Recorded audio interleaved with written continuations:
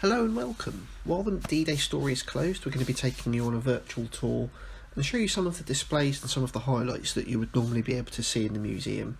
My name's James Daly and I'm one of the curators who helped to put the new displays at the museum together, and today we're going to have a look at some of the displays about the Battle of Normandy. Although D-Day on the 6th of June was a huge event, it was just one day. The Battle of Normandy that came after it lasted until the end of August 1944. That's almost 3 months, so we've got lots of objects in our collections about this really important campaign in the Second World War.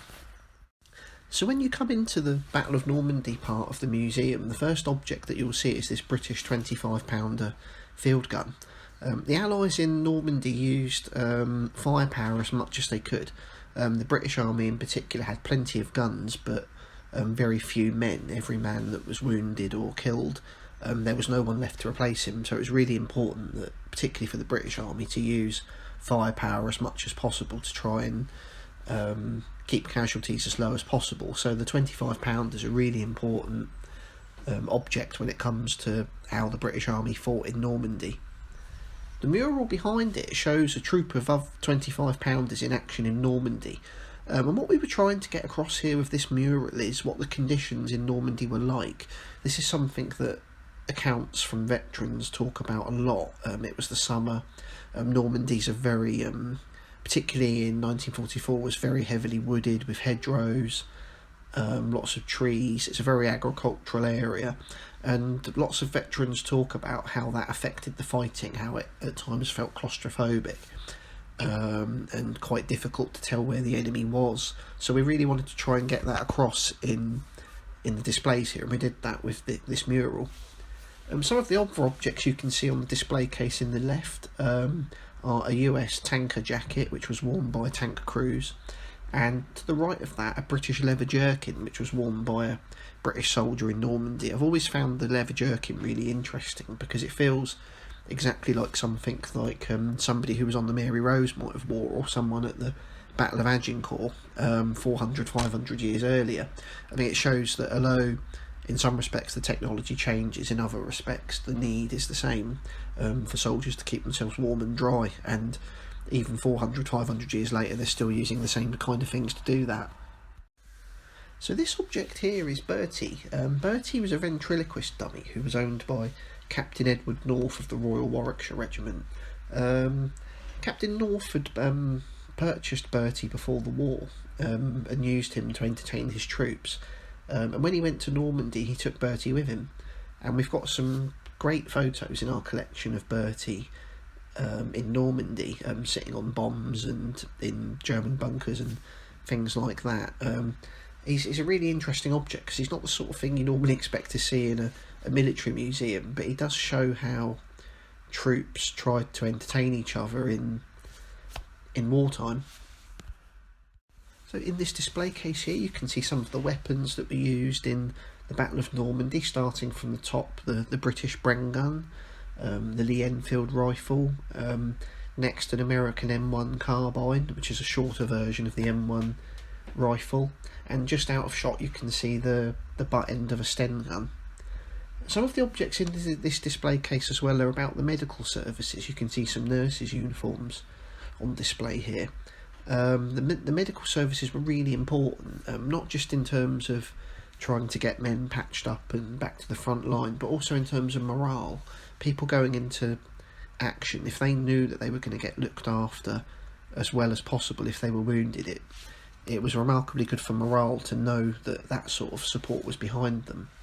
And this part of the mural shows the evacuation chain from somebody being wounded in action to being transported back to England. The Allies had a tremendously effective medical system in terms of getting men back from the front line and then evacuating them back to hospitals in Britain. So something that's often overlooked is the impact that the Battle of Normandy had on people who were living in France. Thousands of French civilians were killed in the air and naval bombing. On the left of this photo here you can see a 15-inch British naval shell, which was of the type fired by some of the larger British warships. This had a range of something like 7 miles or possibly more, so they could fire these from a long way out and had a tremendously large blast radius, so lots of these were flying over Normandy, so the damage was quite significant for a lot of people living in Normandy. A lot of people lost their homes as well, so it had a huge effect on people who were living in Normandy. The dress that you can see in the display case, this is actually made from parachute fabric. The Allies were dropping lots of things, supplies and things like that, and the French, who had already been at war for 4 years, had been under occupation, so lots of things were in short supply. They were taking things like the parachute fabric and then turning them into dresses and things like that. And the poster on the right of the photo is a message to Allied troops from the French people. This was put up in France as the Allies were advancing, to try and remind the Allies about what the French had been through, that they'd been at war for 4 years and they'd been under occupation, and some things might be in short supply and things like that. It's an interesting insight into the fact that although the French were being liberated, and for many people this was obviously a very happy thing, they'd also been through quite a lot as well in 4 years of war, and also during the Battle of Normandy. So, you know, we tend to think of the Battle of Normandy and D-Day as being a really great liberation, and in many respects it was, but for some people it obviously had quite a dark side to it as well. So among the destruction, there were obviously lots of objects that have found their way into museums. This goblet was found by a British soldier, Albert White, in the ruins of Hottot in Normandy at the end of August 1944. We don't know where it came from or what building it was in, but in some respects the way it's been damaged sort of reflects what was happening to buildings and people in Normandy at the time, and also the way that soldiers often find souvenirs like that and brought them home with them. This display here is about the French resistance, who played a very important part in the Battle of Normandy. I've always really liked this photo here because I think it just really captures something about the French resistance. The fact that you've got a female member of the resistance there, and they're wearing sort of civilian uniforms and berets. It just feels very evocative to me. Some of the objects we've got on display, there are some armbands that were worn by members of the resistance, some parachute fabric from a supply drop to the resistance in France, and the explosive plunger that you can see, which looks like the sort of cartoon explosive plungers, was used by the French resistance as well. So we've got lots of really nice objects about what the French resistance were up to during the Battle of Normandy. This display case here has some of the objects from the later part of the battle, when it was drawing towards its close in August.